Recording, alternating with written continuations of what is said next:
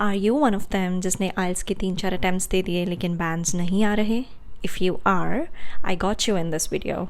आज के इस वीडियो में मैं कुछ ऐसे ही आइल्स के easy PG tips and tricks देने वाली हूँ जिन्होंने मेरे आइल्स प्रिपरेशन में हेल्प किया था and my score was higher than expected and I hope ये वीडियो आपको भी एक राइट डायरेक्शन में लेके जाएगी।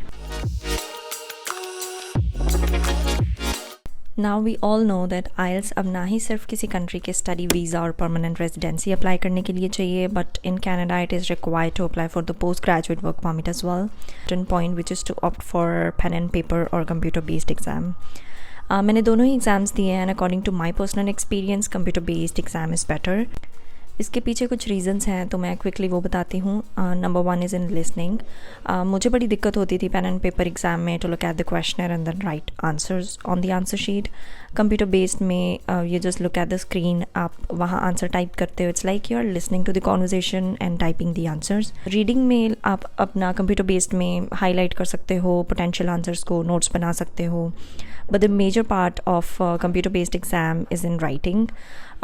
पेन एंड पेपर में आपको एक तो वर्ड काउंट करना पड़ता है, लेकिन मुझे ये दिक्कत होती थी कि जब कोई कुछ एक वर्ड या वोकैबुलरी चेंज करनी होती थी तो I'd have to erase the whole sentence and rewrite it. Computer based में what you can do is you can type your paragraph and उसके बाद जब प्रूफ रीडिंग करते हो you can rearrange the sentences, maybe change the vocabulary, word count automatically हो जाता है। Okay, so let's go through the tips and tricks for each of the module. Let's start with the listening. So listening में you will find YouTube पे there are couple of channels जो regularly अपने practice test upload करते हैं। आप उन videos को 1.25 या 1.5 की स्पीड पे प्ले करके प्रैक्टिस कर सकते हो, क्योंकि एक्चुअल एग्ज़ाम में स्पीड स्लो होती है, दैट इज़ ऑन 1। तो साइकोलॉजिकली जब आप हाई स्पीड पे प्रैक्टिस करते हो लेकिन एग्ज़ाम में वो स्लो स्पीड पे है तो you will be able to focus more. Another thing जो मैं करती थी, मैं हमेशा अपने आंसर्स को कैपिटल अल्फ़ाबेट्स में टाइप करती थी।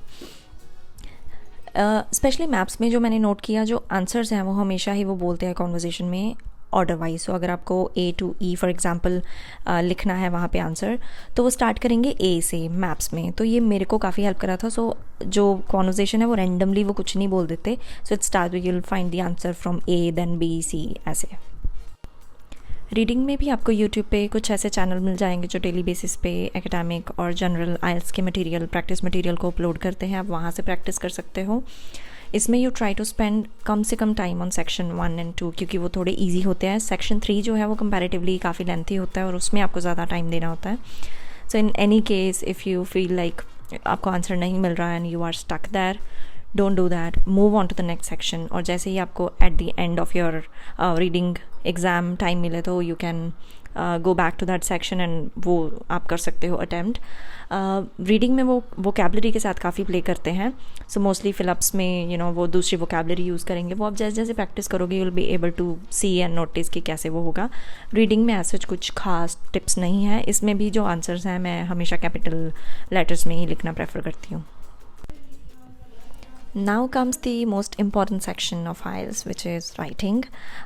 I know बहुत सारे लोग हैं they get stuck at 6.5 bands in writing और उनके bands improve नहीं हो पाते। तो इसमें I can assure you ChatGPT is the most optimal tool. AI I know जितना dangerous है लेकिन वही उसको सही से यूज़ करें तो वो beneficial भी है। तो मैंने प्रैक्टिस करी थी ChatGPT से। गूगल पे अगर आप सर्च करोगे तो वहाँ पे आपको 1-2 वेबसाइट रिलायबल मिलेंगी जहाँ पे यू कैन फाइंड कि आइल्स के राइटिंग के कौन से रीसेंट टास्क हैं जो एग्ज़ाम्स में आए थे। तो उससे यू कैन डेफिनेटली प्रेडिक्ट कि एग्ज़ाम में आप क्या एक्सपेक्ट कर सकते हो। तो ChatGPT में मैं हमेशा क्या करती थी कि पहले initial like for couple of days मैंने ये टास्क लिखे और ChatGPT से मैं लिखती थी कि वर्ड 9 बैंड्स का मेरे को ऐसे लिख के दो with in this word count और सिंपल। इसमें लेट मी टेल यू कोई ख़ास हाई फाई वोकैबुलरी डालने की हमें ज़रूरत नहीं है।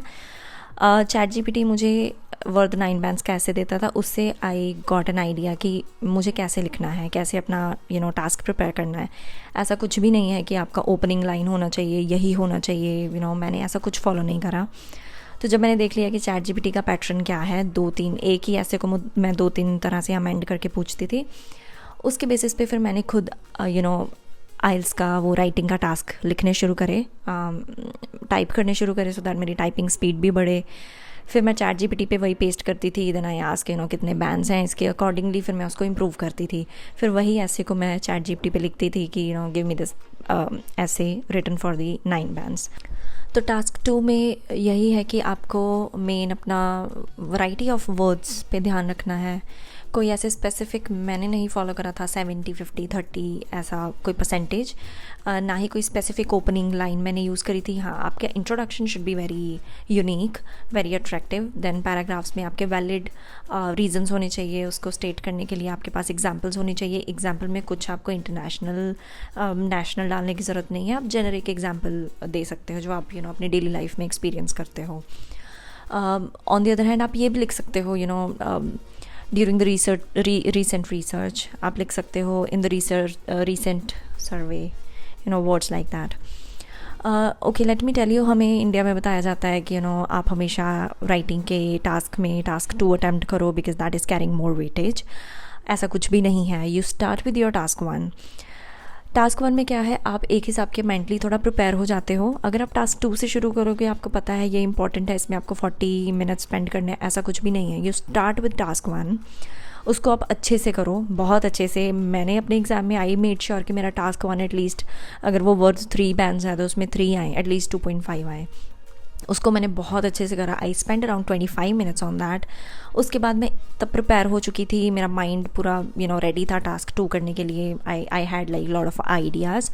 तो फिर उसके बाद मैंने टास्क 2 अटैम्प्ट करा। So once I did both the task, as I said you can go back and forth. मैंने टास्क 1 प्रूफ रीड करा, टास्क 2 प्रूफ रीड करा। उसमें अगर कुछ वोकैबुलरी चेंज करनी थी, कुछ रीअरेंजमेंट करना था सेंटेंस का, I did that and it was good to go. I'm telling you, I got 8 bands in my IELTS writing. Okay, so now about speaking. According to my experience, India में speaking थोड़ी easy है attempt करनी। यहाँ पे I found it थोड़ा सा difficult.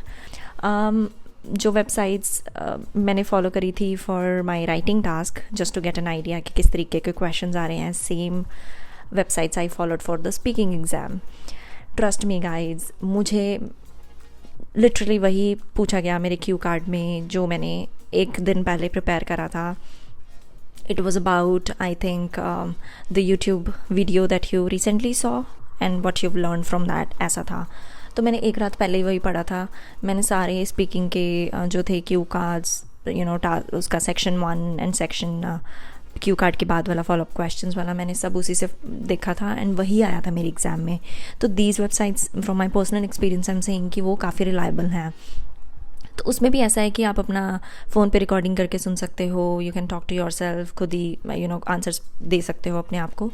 Chat GPT में मैं यूजुअली वही करती थी क्योंकि मेरे पास एंड वाले टाइम पे लाइक एग्ज़ाम से 1-2 दिन पहले मुझे था कि मैं सब एक बार कवर कर लूँ।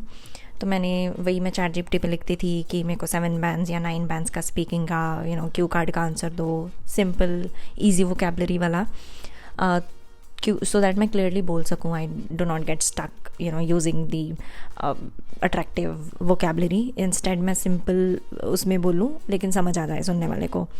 Chat GPT helps you like as your personal guide. अगर आपको कोई क्वेश्चन है और if you like the video, please subscribe the channel and give me likes. Thank you.